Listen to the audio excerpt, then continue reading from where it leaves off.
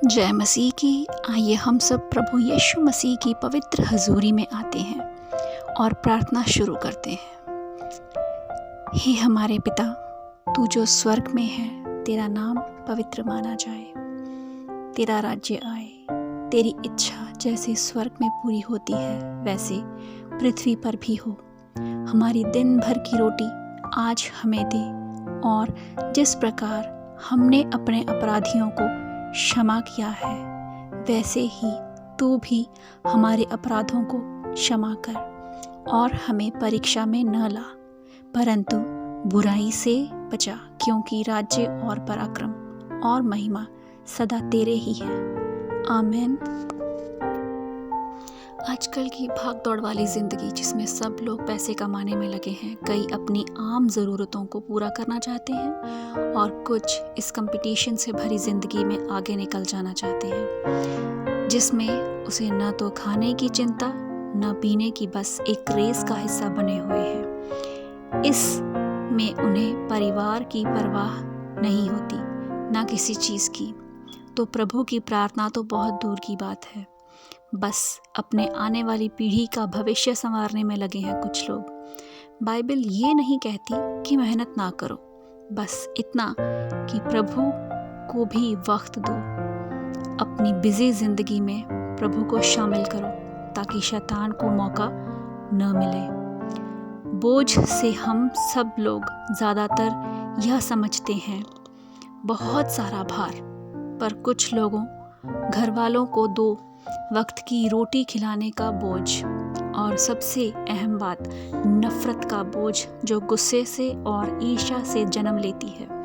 आपने देखा होगा कि जब कोई किसी व्यक्ति का नुकसान करता है तो जिसका नुकसान हुआ होता है वह बदले की भावना में जलने लगता है और कहता है, जब तक मैं बदला न ले लूं मुझे चैन नहीं आएगा।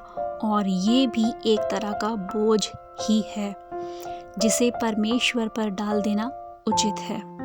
मत्ती 11:28 में परमेश्वर हमसे कहते हैं, हे सब परिश्रम करने वालों और बोझ से दबे लोगों, मेरे पास आओ, मैं तुम्हें विश्राम दूंगा। उसे सब पता है, और आप अपना बोझ मसीह पर डाल दो ताकि वो हर चीज़ का ध्यान रख सकें। ऐसी भी बातें उन्हें पता है जो आप सोचते हैं कि शायद उन्हें नहीं पता होगा, पर वह सब जानते हैं। बेहतर होगा कि हम अपनी ज़िंदगी में उनके आगे सरेंडर कर दें, अपनी ज़िंदगी उनके अनुसार जिएं, क्योंकि अगर हम उनकी बात नहीं मानते हैं, बाइबल में कहे हुए, ऐसा करके हम शैतान को अपनी ज़िंदगी में न्योता देते हैं। और आप सब जानते हैं ऐसा करने से हमारी ज़िंदगी में और भी कई मुसीबतें आने लगती हैं, जैसे बीमारी, असफलता, चिंता, हर प्रकार की मुसीबतों में पड़ जाते हैं। इसलिए हमें अपनी चिंता परमेश्वर पर छोड़ देनी चाहिए। चिंता करने की बजाय अपनी चिंता परमेश्वर पर डाल दें और उनसे मदद मांगें। इससे आपकी बहुत सारी प्रॉब्लम्स हल हो जाएंगी और हमें ज़्यादा चिंता करने की ज़रूरत नहीं पड़ेगी, और इससे हमारी स्पिरिचुअल लाइफ भी इम्प्रूव होगी और हम परमेश्वर की ओर बढ़ेंगे। हमारी ज़िंदगियों से पाप नाश हो जाएगा और शैतान की हर प्लानिंग हमारी ज़िंदगियों से निकल जाएगी, बिल्कुल निकल जाएगी, हमेशा के लिए चली जाएगी, और हम परमेश्वर की दी हुई शांति का अनुभव करेंगे। हमारी ज़िंदगियों में शांति की बहुत ज़रूरत है। आजकल लोग सिर्फ़ और सिर्फ शांति पाने के लिए लोग घूमने निकल जाते हैं, गलत जगहों पर जाते हैं ताकि उनकी ज़िंदगियों में वो शांति का अनुभव कर सकें। कुछ लोग आपने देखा होगा कि शराब पीते हैं ताकि वो अपने गम को भुला सकें, और कुछ लोग गलत रास्तों पर चल पड़ते हैं, जैसे कि बाबाओं के पीछे जाना, जादू टूना, ताकि उनकी ज़िंदगियां सुधर सकें, और वो बाबा उनसे कहीं ज़्यादा पैसे ऐंठते हैं, उनसे ले लेते हैं। लेकिन हमारा परमेश्वर कितना भला है, वो कहता है, ये सब तो मैं तुम्हें फ्री में दे सकता हूँ, बस मेरे पास आओ, मैं तुम्हें शांति दूंगा। इसलिए आप अपनी सारी की सारी प्रॉब्लम्स हमारे परमेश्वर के आगे सरेंडर कर दें और फिर आप परमेश्वर के होते हुए चमत्कारों को अपनी ज़िंदगियों में देखें। क्या आप जानते हैं कि जब हम अपनी सारी चिंता उस पर डाल देते हैं तो वो हमारी मदद करने ज़रूर आता है।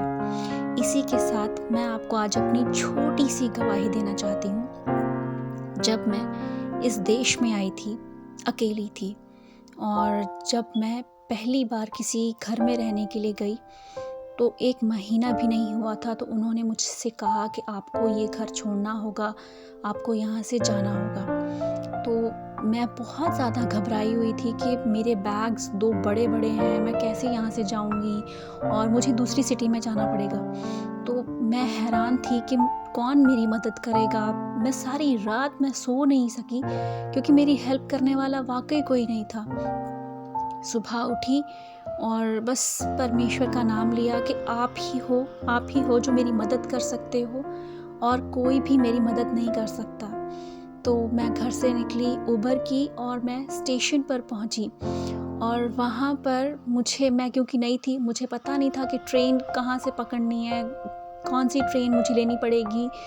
और वहाँ पर एक ब्रिटिश आदमी था, ऑफिसर था कोई, और उसने मुझसे पूछा कि आपको कौन सी ट्रेन में जाना है, और आप बिलीव नहीं करोगे उसने जल्दी जल्दी मेरी मदद की, ट्रॉली भी ली उसने और मुझे स्टेशन तक पहुंचाया, इवन तक कि ट्रेन तक पहुंचाया। जिस डिब्बे में मुझे बैठाना था बैठाया, वहाँ पर मेरा सामान छोड़ा और फिर जब मुझे नेक्स्ट स्टेशन पर उतरना था तो फिर से मुझे वही टेंशन हो गई कि यार अब मैं कैसे उतरूँगी, मतलब कौन मेरी हेल्प करेगा, अब मैं फिर से नई ट्रेन मुझे चेंज करनी पड़ेगी, मैं कैसे करूँगी। तो जब मैं वहाँ पहुँची तो आप विश्वास नहीं करेंगे, 2 ब्रिटिश लड़कियाँ आईं मेरे पास और उन्होंने मुझसे पूछा कि are you going to that city. तो मैं आपको वो सिटी नहीं बताऊंगी, मुझे वहाँ पर उस सिटी के लिए उन्होंने हेल्प की। और मैं ये देख रही थी कि पूरी ट्रेन में इतने लोग उतरे, उन्होंने किसी से भी नहीं पूछा, सिर्फ मुझसे पूछा और मेरे बैग्स लिए और दोनों आगे की चल पड़ी। तो मैं बहुत हैरान थी, मैं उनसे पूछना चाहती थी कि आप मेरी ही मदद क्यों कर रहे हो, यानी कि आपको किसने बताया, आपको कैसे पता चला, ये सारे सवाल मेरे दिमाग में घूम रहे थे। तो फिर मैंने हिम्मत करके उनसे पूछ ही लिया कि आपको कैसे पता। तो उन्होंने बोला कि उन्हें किसी ने कॉल किया जो मैं पिछले स्टेशन से आई थी वहाँ से। तो एकदम से मुझे ख्याल आया कि हमारा परमेश्वर कितना भला है, वो अजनबी लोगों के दिलों में भी हमारे प्रति दया भर देता है, चिंता भर देता है। नहीं तो किसी को क्या पड़ी है किसी की मदद करने में, और वो भी इन बड़े बड़े देशों में किसी को कोई फर्क नहीं पड़ता, पर हमारे परमेश्वर को पड़ता है।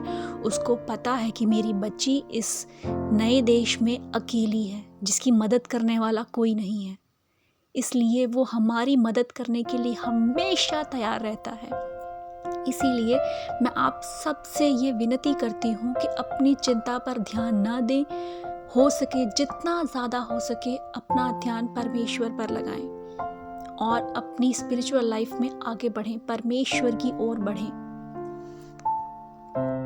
परमेश्वर हम सबसे बहुत ज़्यादा प्यार करते हैं। इस वक्त आप जो मेरी प्रार्थना सुन रहे हैं, परमेश्वर आपसे भी बहुत बहुत बहुत ज़्यादा प्यार करता है।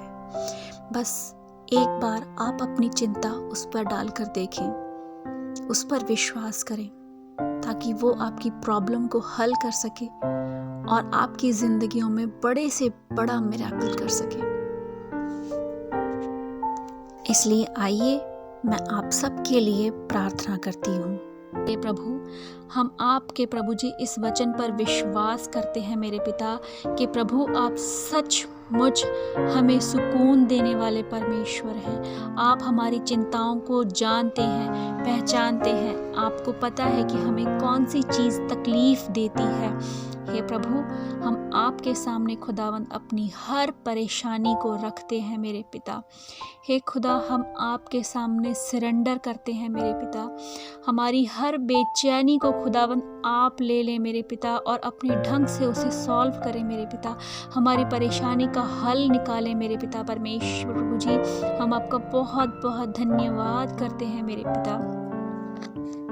हे परमेश्वर, हम आपसे प्रार्थना करते हैं, शैतान के चुंगल से हमें छुड़ाएं, हमारे घबराए हुए मन को शांत करें। हे प्रभु, आप शांति के राजकुमार हैं, हमें शांति दें, हमारी हर प्रॉब्लम से हमें बाहर निकालें मेरे प्रभु। हम आपका बहुत बहुत धन्यवाद करते हैं मेरे पिता, और हम विश्वास करते हैं मेरे पिता कि आप इस वक्त हमारी इस प्रार्थना को सुन रहे हैं प्रभु जी। आपके पवित्र आत्मा प्रभु जी इस वक्त हमारी इस प्रार्थना में मौजूद है मेरे पिता परमेश्वर प्रभु जी। हम आपका बहुत बहुत धन्यवाद करते हैं मेरे पिता। Hallelujah hallelujah hallelujah hallelujah hallelujah hallelujah. यूहन्ना 14:26-27। परंतु सहायक अर्थात पवित्र आत्मा, जिसे पिता मेरे नाम से भेजेगा, वह तुम्हें सब बातें सिखाएगा और जो कुछ मैंने तुमसे कहा है वह सब तुम्हें स्मरण कराएगा।